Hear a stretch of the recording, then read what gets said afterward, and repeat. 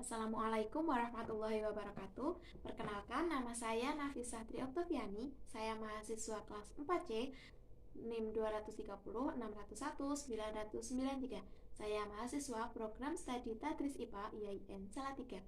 Dalam video kali ini berhubungan dengan tugas UAS saya dalam mata kuliah Psikologi Pembelajaran. Video kali ini saya akan membahas tentang faktor-faktor psikologis dalam hal belajar.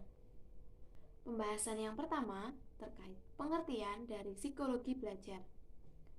Ditinjau dari segi ilmu bahasa, psikologi berasal dari bahasa Yunani, yaitu psike yang artinya jiwa dan logos yang artinya ilmu.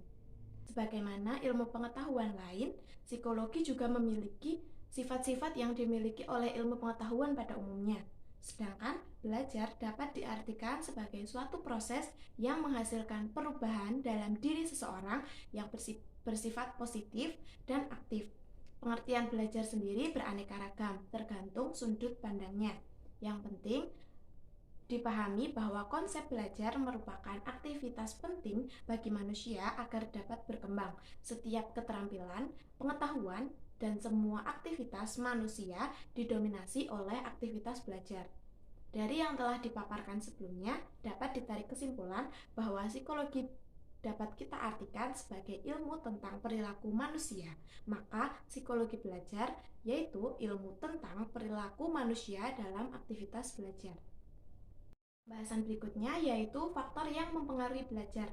Menurut beberapa literatur, dalam proses belajar ada beberapa faktor yang mempengaruhi, di antaranya faktor internal. Faktor internal yaitu faktor yang mempengaruhi proses dan hasil belajar dari dalam siswa. Seperti yang pertama ada kondisi fisiologis atau fisik. Kondisi ini berhubungan dengan kondisi fisik anak. Seseorang anak yang mempunyai fisik yang sehat akan lebih baik dibandingkan anak yang kurang sehat. Kemudian kondisi psikologis atau psikis.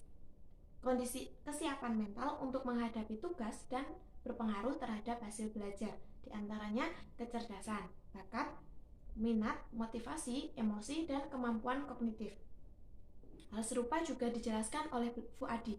Beliau mengatakan bahwa kesiapan mental juga dapat mempengaruhi seperti A. Motif. Jika siswa memiliki motif yang kuat, maka siswa akan berusaha secara maksimal untuk menyelesaikan tugas yang sudah ditentukan. Motivasi di sini dapat diartikan seperti tujuan siswa dalam melakukan sesuatu. Karena semakin dia tahu tujuannya, maka semakin sungguh-sungguh siswa tersebut mengerjakan tugas. Kemudian yang kedua ada minat. Minat masih berhubungan dengan motif. Jika siswa memiliki motif yang jelas, maka siswa akan terdorong dan tertuju sesuai minat yang dia miliki. Maka dari itu, minat sangat mempengaruhi motif. Contohnya, seorang siswa yang mempunyai minat di bidang seni musik dapat membuat siswa tersebut mempunyai keinginan bisa bermain musik atau menyanyi, dan dari itu dia akan mengerjakan tugas seni musik semaksimal mungkin. Yang ketiga ada konsentrasi dan perhatian. Konsentrasi yaitu pemusatan perhatian pada sesuatu yang dipelajari. Dalam proses belajar, konsentrasi perlu diperhatikan agar siswa memahami dan mengingat apa yang telah disampaikan oleh pendidik atau guru. Yang selanjutnya ada percaya diri. Nah, kepercayaan diri pada siswa bisa membantu siswa dalam memperoleh prestasi.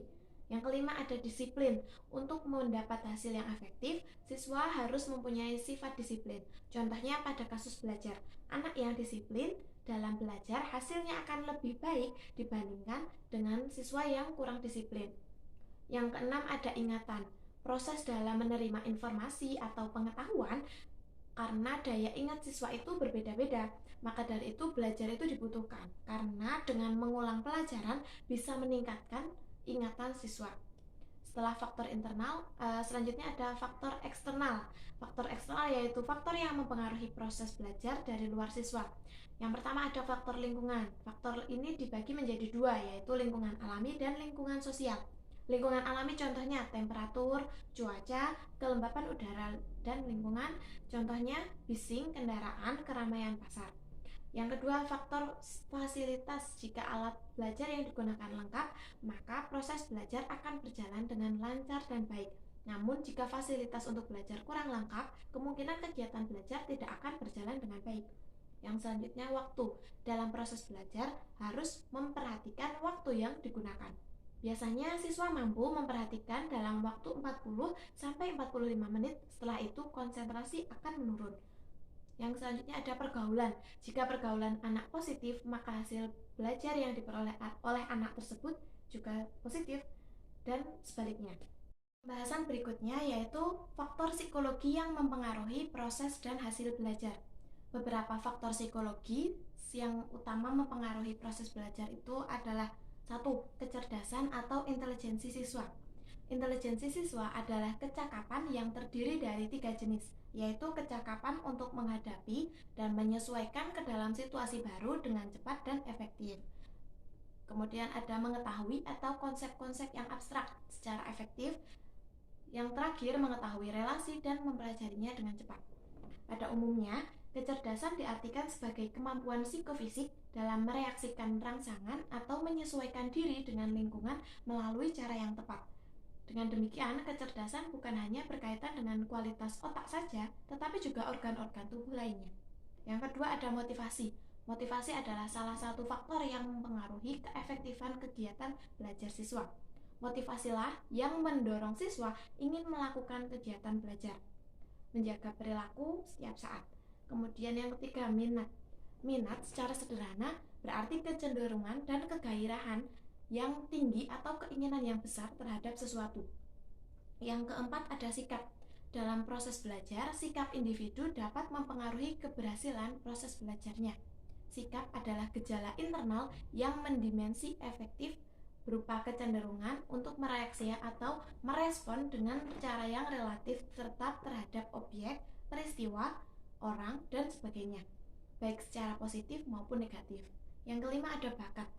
Faktor psikologis lain yang mempengaruhi proses belajar adalah bakat. Secara umum, bakat didefinisikan sebagai kemampuan potensial yang dimiliki seseorang untuk mencapai keberhasilan pada masa yang akan datang. Bakat adalah kemampuan seseorang menjadi salah satu komponen yang diperlukan dalam proses belajar seseorang. Yang keenam ada perhatian. Tentu dapat diterima bahwa peserta didik yang memberikan perhatian intensif dalam belajar akan memetik hasil yang lebih baik. Yang ketujuh, pengamatan. Pengamatan itu adalah cara pengenalan dunia oleh peserta didik melalui penglihatan, pendengaran, perabaan, pembauan, dan pengecapan. Selanjutnya ada ingatan. Dalam konteks pembelajaran, kecakapan ini dapat dipengaruhi oleh beberapa hal, di antaranya teknik pembelajaran yang digunakan pendidik. Teknik pembelajaran yang disertai dengan penampilan bagan, ikhtisar, dan sebagainya, kesannya akan lebih dalam pada peserta didik. Selanjutnya ada berpikir. Kemampuan berpikir pada manusia alamiah sifatnya. Manusia yang lahir dalam keadaan normal akan dengan sendirinya memiliki kemampuan ini dengan tingkat yang relatif berbeda. Jika demikian, yang perlu diupayakan dalam proses pembelajaran adalah mengembangkan kemampuan ini dan bukan melemahkannya. Yang terakhir ada motif. Motif adalah keadaan dalam diri subjek didik yang mendorongnya untuk melakukan aktivitas-aktivitas tertentu dalam konteks belajar. Motif intrinsik tentu selalu lebih baik dan biasanya berjangka panjang. Sekian video yang dapat saya sampaikan. Penjelasan ini semoga bermanfaat untuk kita semua. Kurang dan lebihnya saya mohon maaf. Wabillahi taufiq wal hidayah. Wassalamualaikum warahmatullahi wabarakatuh.